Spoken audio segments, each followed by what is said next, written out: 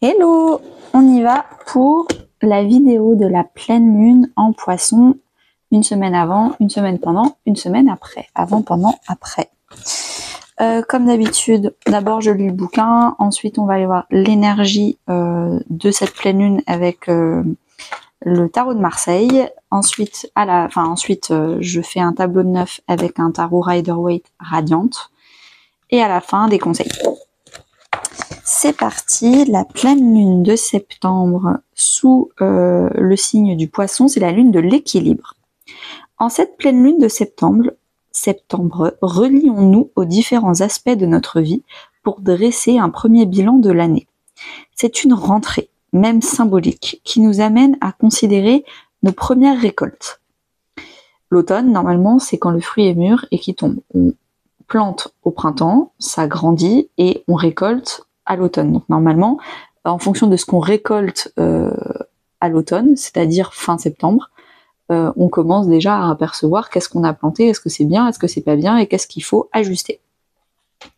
Regardons ce qui a été acté depuis les 6 derniers mois et constatons objectivement les résultats.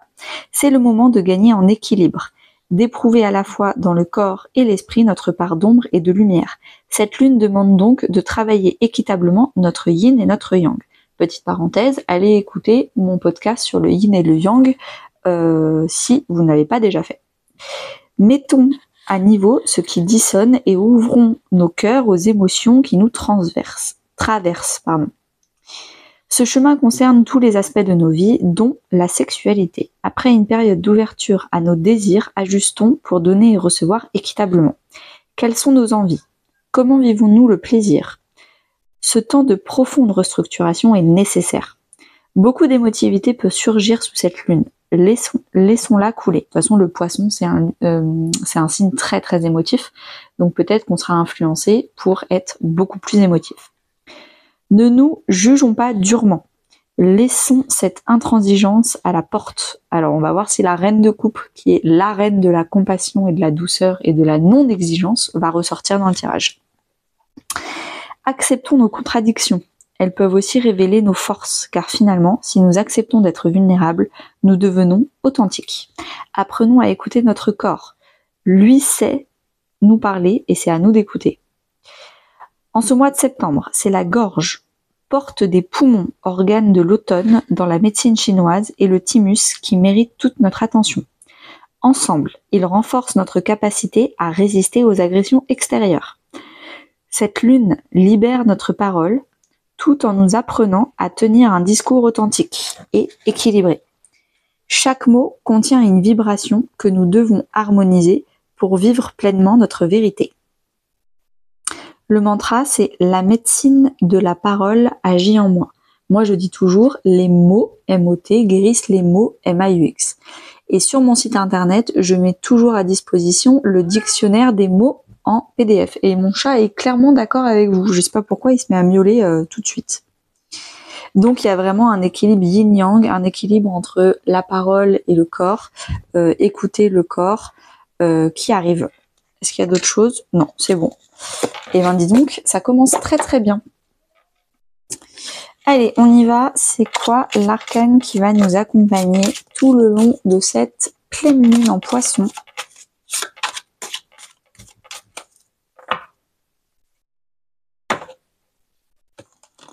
La papesse, qui est quand même en termes émotionnels, qui est bien reliée au Poisson. C'est vraiment tout ce qui est se connecter à notre intuition, se connecter à nous-mêmes, à notre corps, nous écouter. C'est le savoir. Donc il y a aussi le fait de mieux se connaître. Alors, qu'est-ce qui se passe?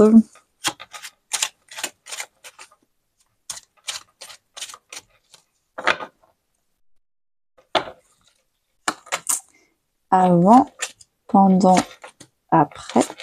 Avant, pendant, après. Avant. Alors, on va essayer de remonter tout ça.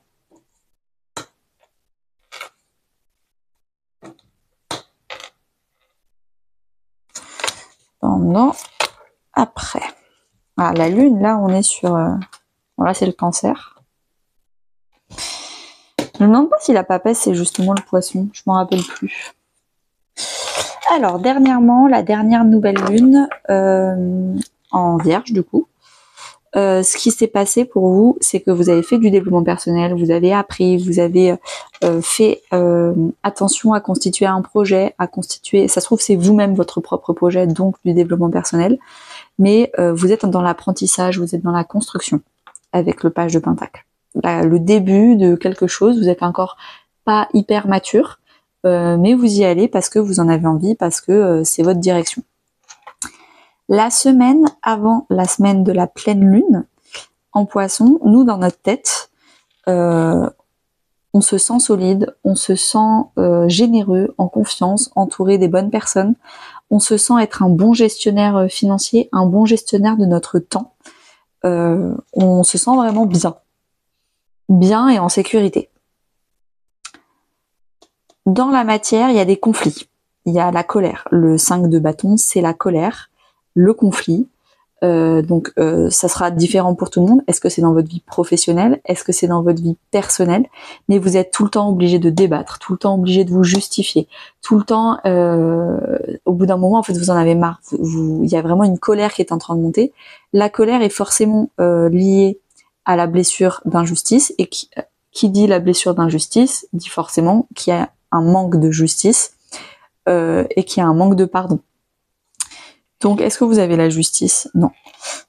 Mais en tout cas, il y a une colère. Il y a une colère, une injustice à comprendre et à traiter. Ça peut aussi être, parce qu'on parlait du corps, une inflammation. La colère, c'est une poussée d'inflammation, ça peut être une poussée d'acné, une poussée de douleur, quelque chose. Votre corps a mal, il est en colère et il parle. Ça peut aussi être ça. On vous conseille de prendre soin de vous, de vous aimer, de vous pardonner avec la colombe. Il y a vraiment le pardon, la solution de la colombe, le pardon, c'est lié à la blessure d'injustice. Mais on vous demande vraiment de vous centrer sur vous-même, de vous faire des choses qui vous font plaisir, d'ouvrir votre cœur, d'ouvrir vos émotions, d'écouter votre corps. Il y a vraiment, si vous êtes en colère, vous dites pas juste que c'est normal. Il y a quelque chose à comprendre, à écouter et à libérer. Pendant la semaine de la pleine lune, vous êtes en train de dépasser un 10 d'épée. Vous êtes en train d'apprendre à mieux vous parler intérieurement. Il y avait peut-être beaucoup trop d'exigences. Donc on parlait d'exigences dans le livre, mais il y avait peut-être beaucoup trop d'exigences. T'es pas assez ceci, t'es pas assez cela, c'est mieux pour les autres, mais pas pour toi, tu mérites pas ça, c'est trop beau pour être vrai pour toi. Et là, vous en avez peut-être marre. Vous en avez marre. C'est peut-être des gens qui vous ont dit ça, du coup vous y avez cru, ou je sais pas. Mais en tout cas, là, le 10, c'est la fin. Stop, c'est la fin du cycle. Vous voulez repartir sur un as d'épée. Vous en avez marre de mal vous parler. Vous en avez marre d'avoir des pensées limitantes et de penser que vous pouvez mériter le minimum. Vous voulez le maximum et vous en avez marre. Dans la matière, on a le page de bâton. Vous êtes spontané, vous avez envie, vous avez des envies, vous en avez marre de réfléchir. Vous voulez agir sans réfléchir. Vous voulez y aller à fond les ballons, sans devoir tout le temps planifier. Vous avez juste envie d'utiliser votre instinct, d'utiliser votre passion, d'utiliser votre spontanéité. On vous conseille de bien maîtriser vos émotions. Si vous y allez à l'instinct, à la passion, sans rien prévoir, sans rien réfléchir, il se peut que du coup, il y a des imprévus et que vous soyez pas préparé parce que vous avez décidé de ne pas préparer certaines étapes. Et il n'y a aucun problème. Mais si du coup vous y allez les mains dans les poches parce que vous en avez marre d'avoir toujours 1000 étapes de préparation, pour une fois vous y allez au talent, à la spontanéité, à l'envie. Vous avez envie, vous y allez sans réfléchir, pas de problème. Mais du coup, préparez-vous à être stable émotionnellement parce que s'il y a des imprévus de la vie, et il y en a toujours, là vous serez pas préparé parce que vous l'avez décidé. Donc peut-être que ça va vous stresser. Et là, ça va être à vous de ne pas stresser, de ne pas commencer à prendre le stress des autres personnes autour de vous et à rester bien stable et encore une fois, bien centré sur vous et vos émotions, pas celles des autres. La semaine après la semaine de la pleine lune, on est sur, à l'intérieur de notre tête, alors, un doute et en même temps envie d'aller dans une direction. Le 2 de Pentacle, c'est la carte du chemin de vie.